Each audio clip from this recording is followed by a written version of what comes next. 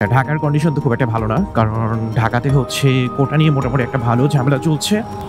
আসলে কোনো কিছুর জন্য যে তাজা একটা প্রাণ চলে যাক, এটা আসলে কোনোভাবে আসলে কাম্য নয়।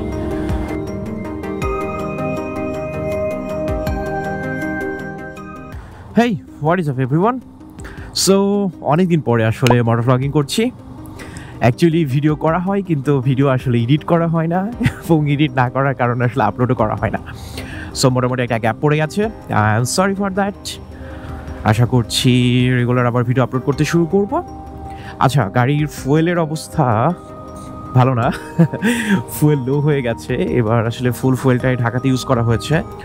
সো চলুন আগে ট্যাঙ্কি লোড করি। সো শিকদার আমার ফেভারিট তেল পাম্প। আচ্ছা, ফুয়েল লাগলো হচ্ছে 7.65। সো 7.65 লিটারে আমি চালালাম হচ্ছে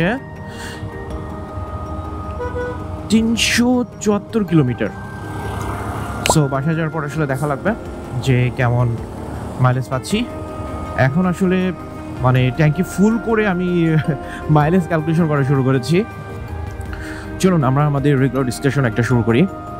আচ্ছা, ঢাকার কন্ডিশন তো খুব একটা ভালো না। কারণ ঢাকাতে হচ্ছে কোটা নিয়ে মোটামুটি একটা ভালো ঝামেলা চলছে এবং এই কোটার ঝামেলার কারণে আসলে দেখা যাচ্ছে যে ঢাকার ম্যাক্সিমাম রাস্তাঘাটে আসলে ব্লকড হয়ে থাকছে।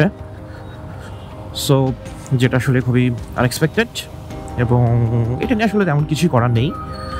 তবে কোটা নতুন করে মানে পুনঃসংস্কারের দরকার আছে, এটা আমিও অ্যাগ্রি এটার সাথে।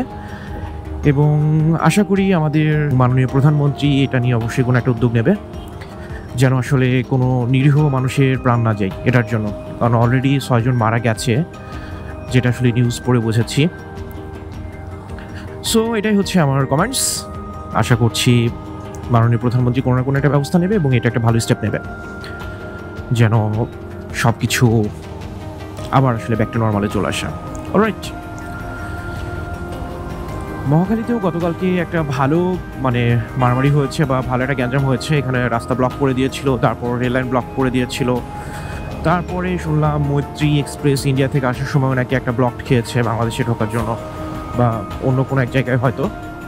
সো মোটামুটি একটা মানে ভালো একটা ইয়ের মধ্যে আছে এবং আমার নিজেরও আসলে কিছু প্ল্যান ছিল উত্তরাতে যাওয়ার আজকে, কিন্তু এই অবস্থার মধ্যে আসলে উত্তরাতে যেয়ে আসলে আটকা পড়তে যাচ্ছি না, কারণ আসতে যে আসলে একটা ভালো ঘাম ঝরবে, যেটা আসলে আমি চাই না। সো আপাতত উত্তরার দিকে যাওয়ার প্ল্যান আমার ক্যান্সেল, যতদিন না পর্যন্ত ঢাকা আসলে ব্যাক টু নর্মালে আসছে। মনে হয় টাইম লাগবে ঢাকার ব্যাক টু নর্মালে আসতে। এই যে এখানে মোটামুটি গতকাল একটা ভালো গ্যাঞ্জাম হয়েছে, একদম রাস্তা কিন্তু কালো হয়ে আছে, বুঝছেন? সো এটা হচ্ছে মহাখালী, এখানেই অ্যাকচুয়ালি গ্যাঞ্জামটা গতকালকে হয়েছে। আই থিঙ্ক আজকেও তাই হবে। তো যারা আসলে মুভ করা তারা হয়তো আজকে সকাল সকালই মুভ করবে ঢাকার বাইরে, বা কেউ যদি অন্য কোথাও যায় মুভ করার জন্য।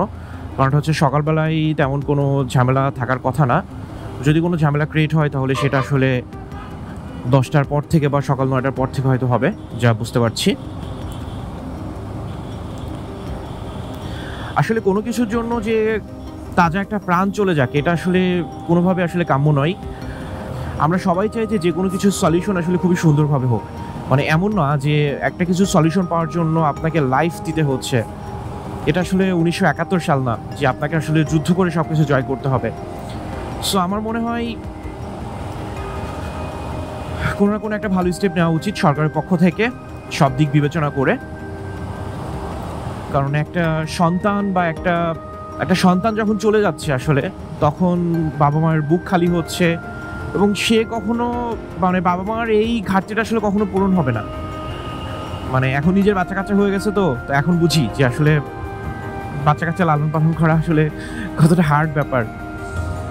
আব্বা আম্মুকে আসলে কত জ্বালাইছি জানি না আসলে।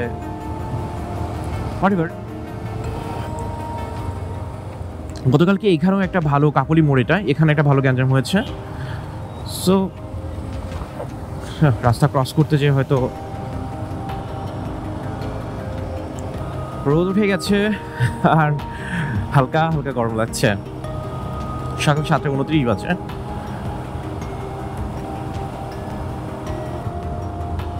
আরে বাইরে এত রোদ উঠে গেছে আমি আসলে বুঝতে পারিনি অফিসের মধ্যে থেকে জানলে তাহলে আমি আমার লেন্সটা চেঞ্জ করে আনতাম আজকে, কারণ গোপ্রোতে যে লেন্সটা আছে আমার কাছে রোদের মধ্যে একটা ভালো পারফরমেন্স পাওয়ার জন্য আলাদা একটা লেন্স আছে, সো আমি ওইটাই সেট করতে পারতাম গোপ্রোতে।